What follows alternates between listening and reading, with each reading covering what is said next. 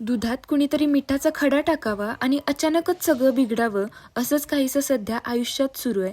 लाईफमध्ये जशी growing phase आली आहे, तसं खूप काही फेस पण करावं लागायलंय. काल आपल्या अकॅडमीचा 10वी-12वीचा सेंड ऑफ होता.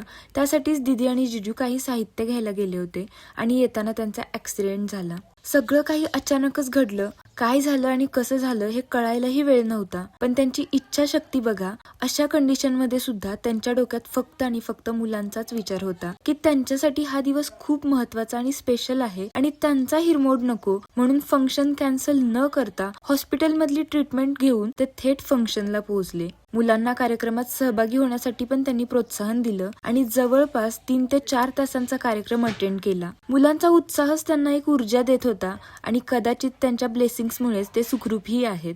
बाकी पण खूप काही गोष्टी मला तुमच्यासोबत शेअर करायच्या आहेत, पण या सगळ्या धावपळीत मी ते करू शकले नाही. पण लवकरच मी सर्व काही तुमच्याशी शेअर करेल. बाकी सध्या तर तुम्हा सर्वांच्या ब्लेसिंग्स आणि सपोर्टचीच आमच्या फॅमिलीला खूप जास्त गरज आहे आणि त्या तुम्ही नक्कीच द्याल अशी आशा करते.